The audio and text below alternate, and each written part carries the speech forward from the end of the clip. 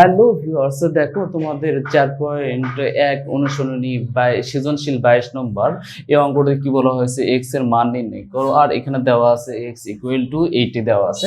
তাহলে এই অঙ্কটি কিভাবে আমরা সহজে সমাধান করি দেখো। দেন আমরা এই যে আমাদের একটা সূত্র আছে, এই সূত্র দিয়ে আমরা এটি করব। তাহলে 2 ইন্টু আমরা লিখতে পারি 1 divided a plus 3 into 1 divided b all to the power -1। এই যে আমরা এই সূত্র অ্যাপ্লাই করে এটা লিখে ফেললাম। এখন হচ্ছে আমরা দেখো 2 আর 1 গুণ করলে কত হবে, 2 তাহলে আমরা এটা এইভাবে লিখতে পারি 2 divided a plus 3 divided b, এটি লিখতে পারি, তাই না? এখন হচ্ছে আমাদের এখানে লসাগু কত, লসাগু হচ্ছে a b। এখন এটাতে এটা গুণ করতে হবে, এটাতে এটা গুণ করতে হবে। তাহলে এটাতে এটা গুণ করতে হবে 2b প্লাস 3a এর উপর হচ্ছে এটা, তাই না? এখন কি করতে হবে আমাদের হচ্ছে, আমরা একটু সাজিয়ে লিখি, সেটা হচ্ছে এটি আবার এই সূত্রে অ্যাপ্লাই করব। 1 ডিভাইডেড আমরা কি লিখতে পারি 3a plus 2b divided a minus b, এটা লিখতে পারি। দেখো এটা হচ্ছে লব আর এটি হচ্ছে হর। এটি যদি ভাগ আকারে থাকে তাহলে যদি গুণ করি তাহলে আমাদের এগুলো কি হয়ে যাবে, একটু উল্টে যাবে, তাই না? তাহলে আমরা লিখতে পারি 1 into ab divided 3a plus 2b, এটি লিখতে পারি।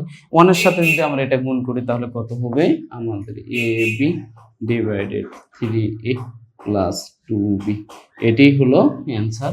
দেখো এইগুলো তো অঙ্ক পানি পানি পানি, তোমরা আমার এই ভিডিওটি ফুল দেখো। দেখো তোমাদের এই ধরনের, দেখো খ নম্বরে কি বলা হয়েছে, এখানে বলা হয়েছে y প্লাস √814 এটা ইকুয়াল টু 4, এইটি প্রমাণ করতে বলছে। তাহলে আমাদের এখানে দেওয়া আছে y ইকুয়াল টু 80, এখান থেকে আমরা এটা প্রমাণ করব। দেখো এখন আমাদের কি কাজ করব, সেটি হচ্ছে আমরা একটু কাজ করি, সেটি হচ্ছে p q, এখানে আমরা লিখতে x, যেহেতু ভাগ আকারে আছে তাহলে এখানে p মাইনাস q আকারে লিখতে পারি। হ্যাঁ, গুণন এখানে হচ্ছে কি q আর এখানে হচ্ছে x two the power q হবে q মাইনাস r হবে, আর এখানে কি হবে, এখানে rp আর এখানে হচ্ছে x r মাইনাস p, এটা আমরা করতে পারি। এখন যদি আমাদের এরকম রুট থাকে, আমরা একটা সূত্র জানি, সেটা কি সূত্র দেখো, এরকম যদি থাকে তাহলে আমরা কি লিখতে পারি a two the power 1 divided n, এই সূত্রটা আমরা জানি। তাহলে আমাদের এখান থেকে আমরা এটা কি করতে পারি, দেখো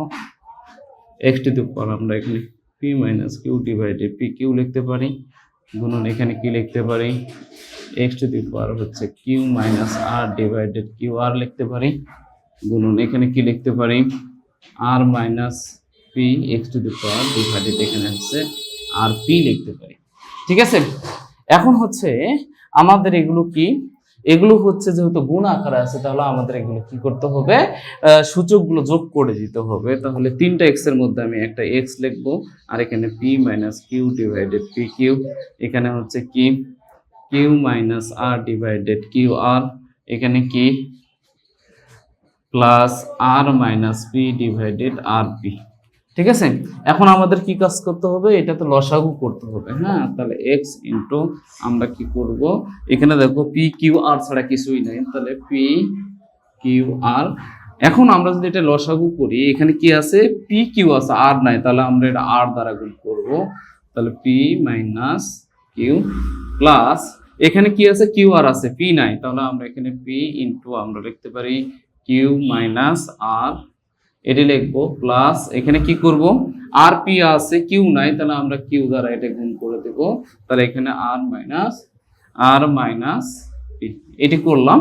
এখন আমাদের কি করতে হবে, এই অংশটাই ব্র্যাকেটের ভিতরে গুণ করে দিতে হবে। হ্যাঁ, এবং যদি কাটাকাটি করি দেখবো যে অ্যান্সার চলে আসবে।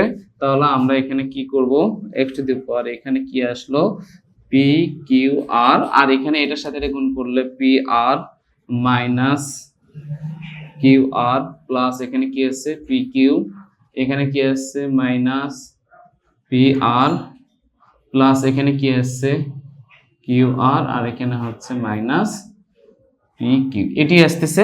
আমি এটার সাথে এটা গুণ করে দিলাম, এটার সাথে এটা গুণ করলাম, এটার সাথে এটা গুণ করলাম, এটি আসছে।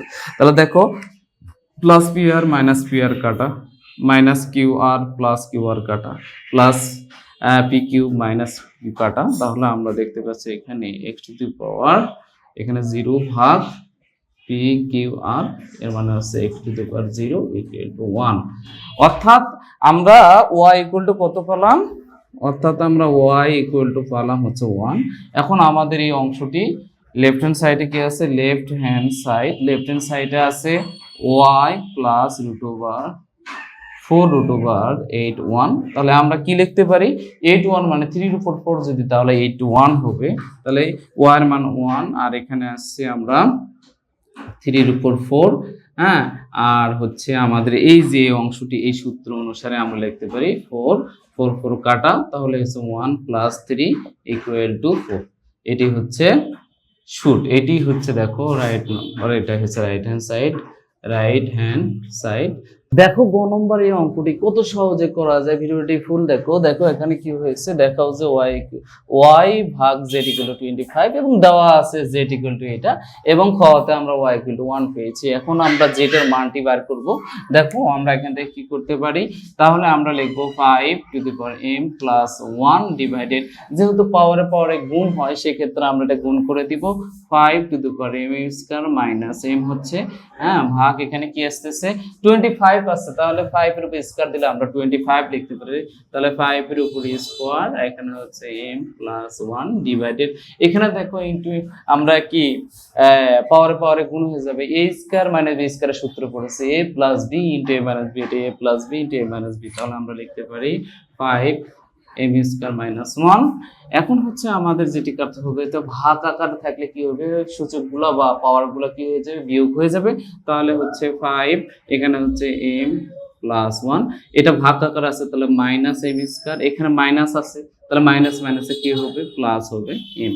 এখন হচ্ছে ভাগ, এখানে কত আসতেছে আমরা দেখতে পাচ্ছি, এটার সাথে এটা গুণ হয়ে যাবে, 2m plus 2 divided 5 m square minus 1, এটি হবে, তাই না? আমরা এরকম এটারও করব, তাহলে দেখা যাক কি হয়। তাহলে 5 এটা হচ্ছে 2m হবে, হ্যাঁ, তারপর হচ্ছে মাইনাস m স্কয়ার প্লাস 1 হচ্ছে, ভাগ রেখে দিই, এটা একটু কাজ করে দেই, হ্যাঁ, তাহলে 5 এখানে 2m প্লাস 2, আর এটা ভাগ আকারে আছে, তাহলে সেখানে কি হয়ে যাবে, বিয়োগ হয়ে যাবে, তাহলে মাইনাস m স্কয়ার প্লাস 1। এখন এখানে ভাগ আছে, এগুলো সব কটা মাইনাস করে দিব, দেখো কি হয়, তাহলে এখানে 2m minus m square plus 1, এটার ক্ষেত্রে কি হবে, মাইনাস 2m মাইনাস মাইনাস, তাহলে এখানে হচ্ছে মাইনাস 2 হবে, এখানে minus minus plus m square, এখানে হবে মাইনাস 1, ঠিক আছে?